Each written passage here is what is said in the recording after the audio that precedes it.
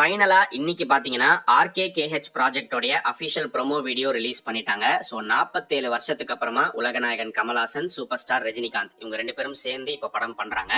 இந்த ஒரு நியூஸ் வந்து இவங்க ரெண்டு பேருடைய ஃபேன்ஸுக்கு மட்டும் இல்ல, மொத்த கோலிவுட்டுக்குமே பயங்கர ஹாப்பியான ஒரு நியூஸா அமைஞ்சிருக்கு. அதே சமயம் இன்னொரு பக்கம் 47 வருஷமா ஒன்னா சேர்ந்து நடிக்காதவங்க இப்போ திடீர்னு ஒன்னா சேர்ந்து நடிக்க வராங்க அப்படின்னா காரணம் என்ன அப்படின்னு பார்க்கும்போது, இவங்க ரெண்டு பேருமே அவங்களுடைய கெரியர் எண்டுக்கு வந்துட்டாங்க. ஸோ சீக்கிரமே சினிமா விட்டு விலகி போக போறாங்க அப்படிங்கறத நம்மளால புரிஞ்சிக்க முடியுது. சோ அதுக்கு முன்னாடி மறுபடியும் ஒன்னா சேர்ந்து ஒரு படம் பண்ணிடலாம் அப்படின்னு சொல்லிதான் இந்த ப்ராஜெக்ட் வந்து ஓகே பண்ணிருக்காங்க.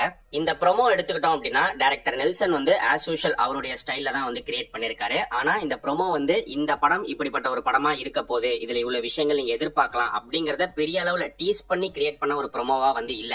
ஜஸ்ட் இந்த ரெண்டு ஸ்டார்ஸ், ரெண்டு லெஜெண்ட்ஸ் ஒன்னா சேர்ந்து நடிக்கிறாங்க அப்படிங்கறத அனௌன்ஸ் பண்ற ஒரு ப்ரோமோவா மட்டுமே தான் வந்து கிரியேட் பண்ணிருக்காங்க. அண்ட் இந்த ப்ரோமோல பாத்தீங்கன்னா இவங்க ரெண்டு பேருடைய காஸ்டியூம்ஸா இருக்கட்டும், அந்த கராஜ் செட்டப்பா இருக்கட்டும், அங்க இருக்கக்கூடிய கார்ஸ், அனிருத் போட்டிருக்கிற மியூசிக், பேக்ரவுண்ட் ஸ்கோர்னு எல்லாமே ஒரு ரெட்ரோ விண்டேஜ் ஃபீல கொடுக்கிற விதமா தான் பண்ணிருக்காங்க. இதுக்கான ரீசன் என்னவா இருக்கலாம் அப்படின்னு பார்க்கும்போது, இவங்க ரெண்டு பேரும் சேர்ந்து நடிச்ச படங்கள் எல்லாமே விண்டேஜ் ரெட்ரோ பிலிம்ஸ் தான். சோ அதனால கூட அந்த ஸ்டைல ஃபாலோ பண்ணலாம் அப்படின்னு பண்ணிருக்கலாம். இது ப்ரோமோவை தாண்டி படத்திலுமே இந்த ரெட்ரோ ஃபீல கொண்டு வரதுக்கு நிறைய வாய்ப்புகள் இருக்கு. இந்த ப்ரோமோல பாத்தீங்கன்னா உலகநாயகன், சூப்பர் ஸ்டார் ரெண்டு பேரும் வந்து ஒன்னா சேர்ந்து நடந்து வராங்க, ஒரே கார்ல உட்காந்து டிராவல் பண்றாங்க. ஆனா இவங்களுக்குள்ள டயலாக் பேசிக்கிற மாதிரி எதுவுமே வச்சிருக்க மாட்டாங்க. சார் வந்து இதை சூஸ் பண்ணிட்டாரா, அப்ப நான் அதை எடுத்துக்கிறேன், இது தேவையில்ல அப்படின்னு ரெண்டு பேரும் சொல்றதெல்லாம் ரொம்பவே நல்லா இருந்துச்சு. ஆக்சுவலா இது நீங்க அவங்க கெரியரோடையுமே கனெக்ட் பண்ணிக்கலாம். உலகநாயகன் அவருக்குன்னு ஒரு பாத்தை சூஸ் பண்ணிட்டாரு, சூப்பர் ஸ்டார் அவருக்குன்னு வேற ஒரு ஸ்டைல் ஆஃப் பாத்தை வந்து அவர் சூஸ் பண்ணிக்கிட்டாரு. அதை ஒரு ஃபன்னா இந்த ப்ரோமோக்குள்ள ஒரு விதமா கொண்டு வந்தது ரொம்பவே நல்லா இருந்துச்சு. அண்ட் இந்த ப்ரோமோ முடிவுல பாத்தீங்கன்னா உலகநாயகன் கேட்பாரு, அதெல்லாம் இருக்கட்டும், யார் இந்த படத்துல ஹீரோ அப்படின்னு. சோ யார் ஹீரோ அப்படிங்கிற ஒரு கேள்வியோட தான் இந்த ப்ரோமோவை வந்து முடிக்கிறாங்க. சோ எல்லாருக்குமே ஒரு கேள்வி இருக்கும், ரெண்டு பேரும் சேர்ந்து நடிக்கிறாங்க, ஓகே, இதுல வந்து இவங்க எப்படி நடிக்க போறாங்க, ரெண்டு பேருமே ஹீரோஸா வர போறாங்களா இல்ல ஒருத்தர் ஹீரோ ஒருத்தர் வில்லனா வர போறாங்களா அப்படின்னு. சோ என்ன பொறுத்த வரைக்கும் ஒருவேளை ஒருத்தர் ஹீரோ ஒருத்தர் வில்லனா இருந்தாங்க அப்படின்னா என்னுடைய சாய்ஸ் வந்து உலகநாயகன் ஹீரோ, சூப்பர் ஸ்டார் வில்லன். அதுதான் எல்லாருமே எதிர்பார்ப்பாங்க, அது பயங்கரமா இருக்கும். ஆனா நெல்சன் கண்டிப்பா அப்படி பண்ண மாட்டாரு. ரெண்டு பேரும் ரொம்ப வருஷத்துக்கு அப்புறம் நடிக்கிறாங்க. சோ ரெண்டு பேருமே ஹீரோஸா தான் இந்த படத்துல வருவாங்கன்னு நினைக்கிறேன். ஏற்கனவே இருக்கிற நியூஸ் என்ன அப்படின்னு பாத்தீங்கன்னா, படத்துல இவங்க ரெண்டு பேருமே ஃப்ரெண்ட்ஸா தான் வருவாங்க, ஒரு லாங் டைம் ஃப்ரெண்ட்ஸ் மாதிரி தான் வந்து காட்டுவாங்க அப்படின்னு சொல்லப்படுது. அப்படி இருக்கிறதுக்கு நிறையவே வாய்ப்புகள் இருக்கு. Maybe long time friends, but நடுவுல அவங்களுக்குள்ள ஏற்பட்ட ஏதோ ஒரு மிஸ் அண்டர்ஸ்டாண்டிங்ல அவங்க இப்ப பிரிஞ்சு இருக்காங்க, மறுபடியும் இவங்க எப்படி வந்து ஒன்னு சேர்றாங்க அப்படிங்கிற மாதிரியான ஒரு கதைக்களமா கூட வந்து கொண்டு போகலாம். சோ இது வந்து கம்ப்ளீட் நெல்சன் ஸ்டைல்ல டார்க் ஹியூமர்லாம் கலந்த ஒரு ஃபன் என்டர்டெய்னர் ஃபிலிமா தான் வந்து இருக்கும். அப்போ மாஸ் ஆக்ஷன்லாம் எதுவுமே இருக்காதா ப்ரோ அப்படின்னு கேட்டீங்கன்னா, அதெல்லாம் இல்லாம இருக்கிறதுக்கு வாய்ப்பே இல்லை. நிச்சயமா மாஸ் ஆக்ஷன்லாம் கண்டிப்பா இருக்கும். அது எந்த வகையில கொண்டு வருவாங்க அப்படின்னு பார்க்கும்போது அதுக்கான ஒரு ஹிண்ட்டை நெல்சன் இந்த ப்ரோமோலே கொடுத்திருக்காரு அப்படின்னு நினைக்கிறேன். ஏன்னா ஒரு ஷாட்ல வந்து பாத்தீங்கன்னா ஒரு பக்கம் காட்ஃபாதரோட போஸ்டர், இன்னொரு பக்கம் once upon a time in America poster இருக்கும். ரெண்டுமே வந்து கேங்ஸ்டர் பிலிம்ஸ். சோ மேபி இந்த படத்துல இவங்க ரெண்டு பேருமே வந்து ஃப்ரெண்ட்ஸ் பிளஸ் ரெண்டு பேரும் கேங்ஸ்டர்ஸ் அப்படிங்கிற மாதிரி கூட வந்து காட்டலாம். கேங்ஸ்டர்ஸ்னா அப்போ வயலண்டான பிலிமா இருக்குமா அப்படின்னு கேட்டீங்கன்னா கண்டிப்பா அப்படி இருக்கிறதுக்கு வாய்ப்புகளே கிடையாது. ஏன்னா இதை பத்தி லோகேஷ் பிரஸ் மீட்ல வந்து சொல்லிட்டாரு. ஏன்னா இந்த படத்தை இயக்கிற வாய்ப்பு ஃபர்ஸ்ட் அவருக்கு தான் போச்சு. ஆனா அவருடைய படங்கள் எல்லாமே வந்து ஃபுல்லா வயலன்ஸா தான் இருக்கும். ஆனா இவங்க என்ன எதிர்பார்த்திருக்காங்கன்னா, ரொம்ப வயலன்ஸ் வேண்டாம், ஏன்னா இப்ப அப்படிதான் படங்கள் வந்துகிட்டு இருக்கு, இவங்களும் அந்த மாதிரி படங்கள் பண்ணிட்டாங்க. சோ கொஞ்சம் வயலன்ஸ் கம்மியா, கொஞ்சம் ஃபன்னு எல்லாம் கலந்த ஒரு படமா வந்து பிரசன்ட் பண்ணலாம் அப்படின்னு. அதனாலதான் இந்த வாய்ப்பு வந்து நெல்சன் கிட்ட போயிருக்கு. நெல்சனுமே வயலண்டா எடுக்கக்கூடிய ஒரு டேரக்டர் தான். ஆனா அதை தாண்டி ஒரு பக்கம் டார்க் காமெடி எல்லாம் வச்சு நல்லா கிரியேட் பண்ணிடுவாரு. சோ இந்த படத்துல நெல்சன் கிட்டே சொல்லி கொஞ்சம் வயலன்ஸை கம்மி பண்ணிக்கோ அப்படின்னு தான் வந்து சொல்லியிருப்பாங்க. சோ ஏ சர்டிபிகேட் போற அளவுக்குலாம் நிச்சயமா விட மாட்டாங்க, யூஏ வர மாதிரி தான் பார்ப்பாங்க. வயலன்ஸ் எல்லாம் இருக்கும், என்ன கொஞ்சம் அளவா வந்து இருக்கும், அப்படிதான் வந்து பிளான் பண்ணுவாங்க. இந்த படம் வந்து ஒரு பெரிய படமா தான் வரும். நான் சொல்றது வந்து படத்தோட கிராண்ட்னஸ்லயோ பட்ஜெட்லயோ இல்ல, அது எல்லாமே பெருசுதான். அதை தாண்டி டியூரேஷன் வைஸுமே பாத்தீங்கன்னா இந்த படத்தை வந்து சுருக்கவே முடியாது. கன்ஃபார்மா 3 மணி நேரம் தாண்டி தான் இந்த படம் ஓடுற மாதிரி இருக்கும். ஏன்னா இவங்க ரெண்டு பேரும் சேர்ந்து நடிக்கிறாங்க, இவங்களுக்கான சீக்வன்ஸ் எல்லாம் வந்து கரெக்டா ஸ்பிளிட் பண்ணணும், அதுவே ஒரு பெரிய டாஸ்க் தான். சோ படம் ஃபுல்லா இவங்களுக்கான காம்பினேஷன் சீன்ஸ் இருக்குமான்னு கேட்டீங்கன்னா அப்படி இருக்கிறதுக்கு வாய்ப்புகள் கிடையாது. எனக்கு தெரிஞ்சு ஃபர்ஸ்ட் ஹாஃப் வந்து ரெண்டா ஸ்பிளிட் பண்ணிடுவாங்க அப்படின்னு நினைக்கிறேன்.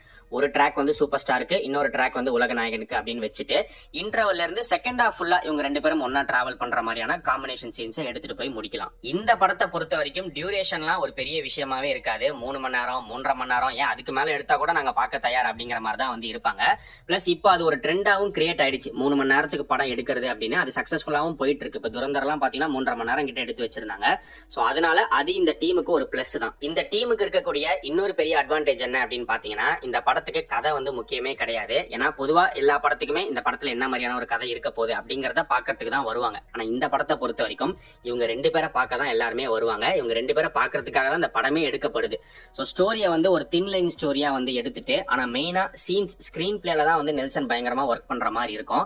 அதை அவர் கரெக்டா வந்து பண்ணிடணும். ஏன்னா இவருக்கு எப்படி சீன் கொடுக்கறது, அவருக்கு எப்படி சீன் கொடுக்கறது, இவங்க ரெண்டு பேருடைய காம்பினேஷன் சீன்ஸை வந்து எந்த அளவுக்கு என்ஜாய் பண்ற விதமா வந்து கிரியேட் பண்றது அப்படிங்கறதுல தான் இவங்க ஒர்க் பண்ணுவாங்க. அதெல்லாம் கரெக்டா பண்ணிட்டாங்க அப்படின்னாலே வேற லெவல்ல இருக்கும். இந்த ப்ரோமோல பாத்தீங்கன்னா ஒரு சில ஃபாரின் கேர்ள்ஸ் அந்த கராஜ்ல ஒர்க் பண்ணிட்டு இருக்கிற மாதிரி வந்து காமிச்சிருப்பாங்க. சோ அவங்க வந்து கிளாமரா தான் காட்டுவாங்க. அதே விதமான கிளாமர் ரொமான்ஸ் எல்லாம் கண்டிப்பா இந்த படத்துலயுமே நம்ம எதிர்பார்க்கலாம். ஒரு மேடையில கூட சூப்பர் ஸ்டார் வந்து சொல்லியிருந்தாரு, நானும் கமலும் அந்த டைம்ல ஒன்னா சேர்ந்து நடிக்கும் போது ஷூட்டிங் முடிஞ்சதுக்கு அப்புறமா ஒன்னா நைட் லைஃப் என்ஜாய் பண்ணிருக்கோம் அப்படின்னு.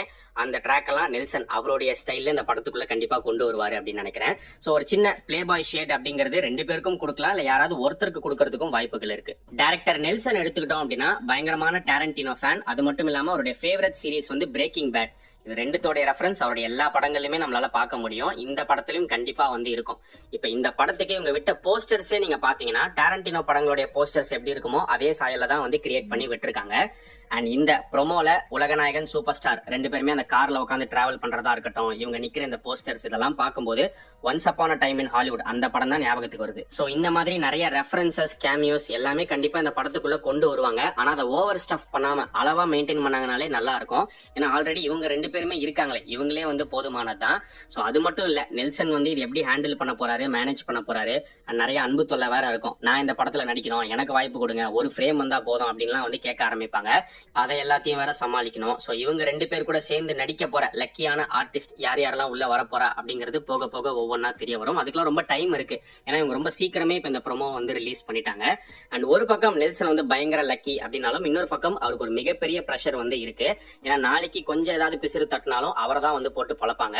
சோ அந்த பிரஷரோட தான் அவர் வந்து ஒர்க் பண்ணுவாரு. கண்டிப்பா ஒரு நல்ல படமா நல்ல என்டர்டெய்னரா வந்து பிரசன்ட் பண்ணுவாரு அப்படின்னு நினைக்கிறேன். இன்னொரு விஷயம் நீங்க நோட் பண்ணீங்கன்னா, உலகநாயகன் கமல்ஹாசன் வந்து என்ன உலகநாயகன்லாம் கூப்பிட வேண்டாம், வெறும் கமல்ஹாசன் போதும் அப்படிங்கிற மாதிரி முன்னாடியே அறிக்கை விட்டுட்டாரு. ஆனா இந்த படத்துல இந்த போஸ்டர்ல வந்து பாத்தீங்கன்னா உலகநாயகன் கமல்ஹாசன் அப்படின்னு தான் வந்து வருது. ஆக்சுவலா இந்த படத்தை தவிர்க்க முடியாது. ஏன்னா ஒரு பக்கம் சூப்பர் ஸ்டார் ரஜினிகாந்த் அப்படின்னு டைட்டில் வரும்போது இன்னொரு பக்கம் வெறும் கமல்ஹாசன் அப்படின்னு வந்தா அது நல்லா இருக்காது. சோ ரெண்டு பேருக்குமே டைட்டில் வரட்டும் அப்படின்னு முடிவு பண்ணி அவரை கன்வின்ஸ் பண்ணிருப்பாங்க அப்படின்னு நினைக்கிறேன். இவங்க ரெண்டு பேரும் இப்ப ஒன்னா சேர்ந்து நடிக்கிறாங்க, இவங்க கெரியரோட எண்டுக்கு வந்துட்டாங்க அப்படிங்கறதெல்லாம் தாண்டி இன்னொரு முக்கியமான விஷயம் என்ன அப்படின்னு பார்க்கும்போது, தமிழ் சினிமா இப்ப வரைக்கும் 1000 crore கிளப்புக்குள்ள ஜாயின் பண்ணவே இல்லை. அந்த ஒரு குறை வருத்தம் இங்க வந்து இருக்கு. சோ அதையும் செஞ்சிடலாம், நிறைவேற்றலாம் அப்படின்னு சொல்லிதான் இப்ப இவங்க ரெண்டு பேரும் வந்து ஜாயின் பண்ணிருக்காங்க. இப்ப இவங்களுடைய சம்பளம் மட்டுமே பாத்தீங்கன்னா கிட்டத்தட்ட 400 கோடி ரூபாய் கிட்ட வருது அப்படின்னு சொல்லப்படுது. அது இல்லாம டைரக்டர், மியூசிக் டைரக்டர்னு மத்த டெக்னீஷியன்ஸ்க்கான சம்பளமா இருக்கட்டும், அதுக்கப்புறம் மேக்கிங் காஸ்ட்னு எனக்கு தெரிஞ்சு மொத்தமா போட்டா 500-600 கோடிக்கு இந்த படத்தோட பட்ஜெட்டே வந்துடும். அப்படி பார்க்கும்போது இவங்க வந்து 1000 கோடி தாண்டி தான் ஆகணும், இவங்களுக்கு வேற வாய்ப்பே கிடையாது. கண்டிப்பா 1000 crore தாண்டி போவாங்க அப்படிங்கிற ஒரு நம்பிக்கை இருக்கு. இந்த படத்தை அதுக்கேத்த மாதிரி பயங்கர கிராண்டா ப்ரமோட் பண்ணி எடுத்துட்டு போவாங்க. ஒரு பக்கா பேன் இண்டியன் என்டர்டெய்னரா வந்து பிரசன்ட் பண்ணணும் அப்படின்னு தான் வந்து நினைப்பாங்க. சோ கண்டிப்பா வந்து இந்த படம் 1000லாம் இல்ல, 1000 தாண்டி இன்னும் அதிகமாவே வந்து போயாகணும். கண்டிப்பா அது பண்ணும் அப்படின்னு நான் நினைக்கிறேன். சோ நீங்க இந்த ப்ரோமோ பத்தி என்ன நினைக்கிறீங்க? இவங்க ரெண்டு பேரும் சேர்ந்து நடிக்கிறத பத்தி உங்களுடைய ஒப்பீனியன் என்ன? இந்த படம் எப்படிப்பட்ட ஒரு படமா வந்தா நல்லா இருக்கும் அப்படிங்கிற உங்களுடைய கருத்தை இந்த வீடியோடைய கமெண்ட் செக்ஷன்ல